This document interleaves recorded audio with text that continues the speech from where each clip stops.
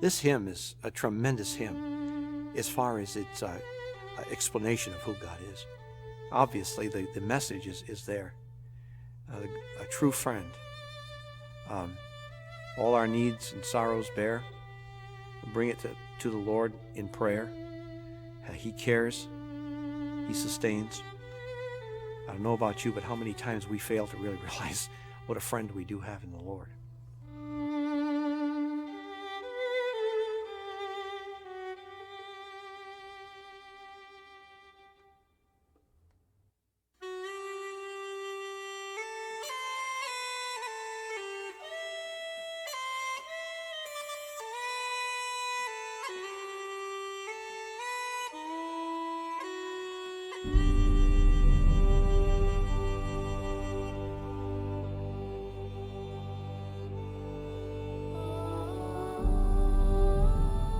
In the spring of 1844, the hills of Ireland were green.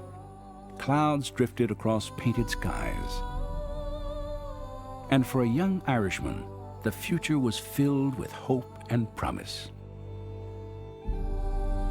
Joseph Scriven had completed his university education and returned to his home outside of Dublin. He was engaged to his childhood love and soon planned to take her hand in marriage.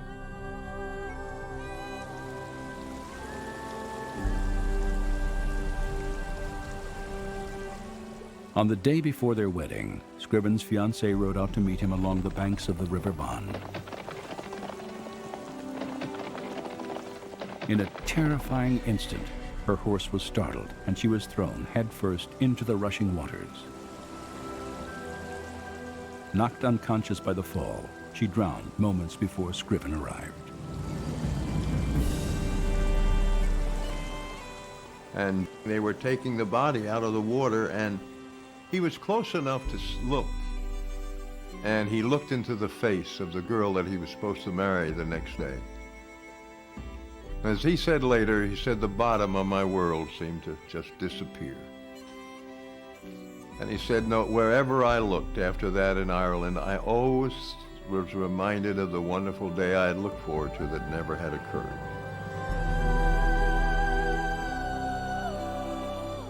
Emotionally shattered by the death of his love, Joseph Scriven turned to God for consolation and guidance. He decided to leave Ireland, and in 1845 he arrived in Ontario, Canada, where he would spend the rest of his life.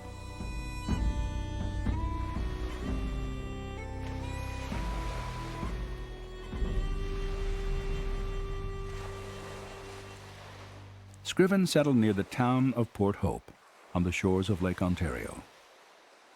There he committed himself to the ideals of Christ's Sermon on the Mount, devoting his life to helping others in need.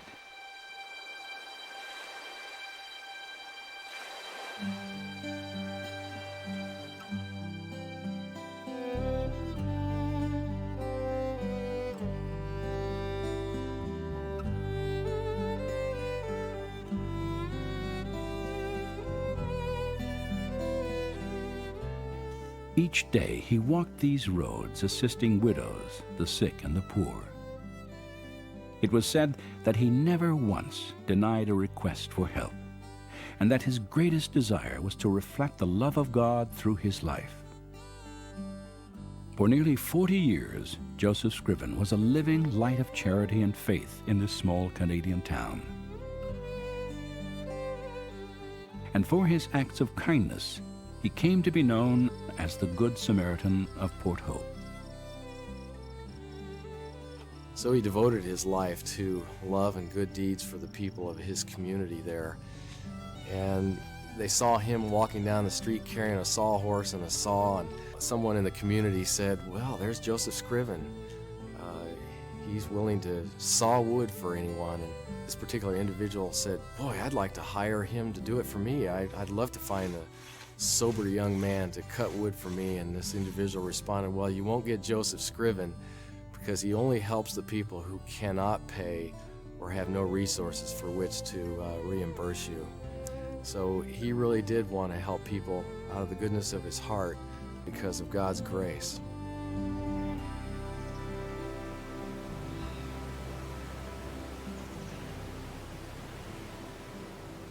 Joseph Scriven spent many years tutoring the children of Robert Pengelly, a retired British sea captain.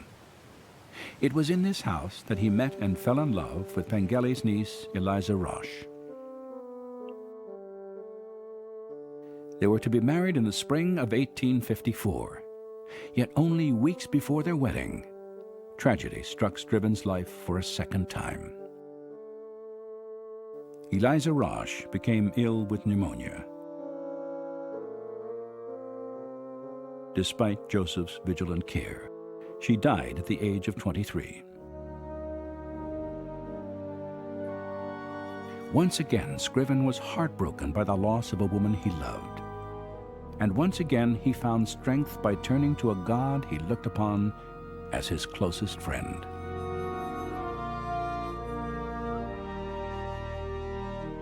The following year, he wrote a poem to his mother in Ireland. His words described this extraordinary friendship that had given him purpose and hope in the face of devastating pain.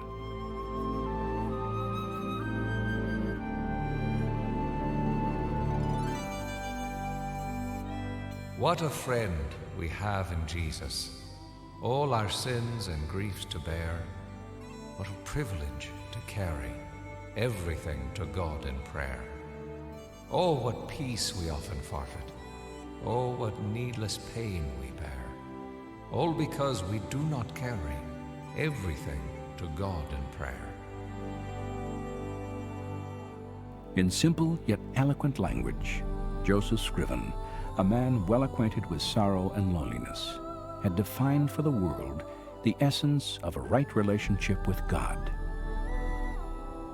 He saw his Creator not as an impersonal force to be feared, but as a loving Father and friend whose greatest desire is to carry our burdens and ease our pain.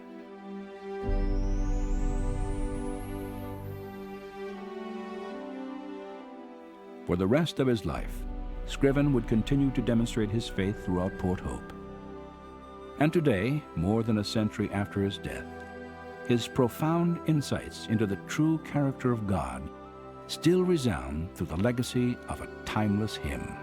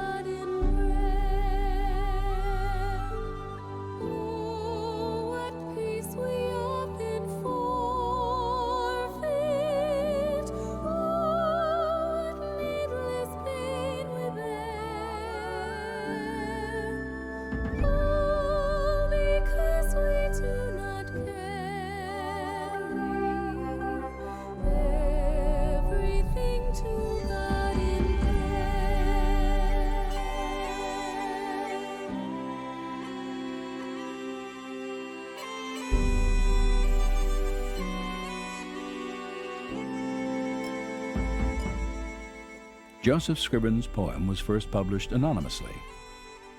Nearly a decade passed before Scriven revealed to a neighbor and to the rest of the world that he and the Lord had written it together.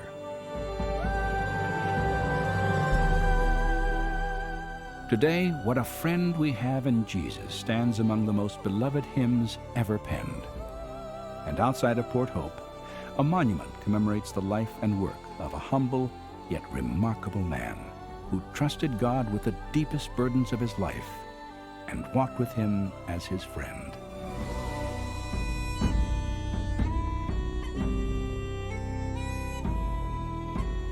Have we trials and temptations?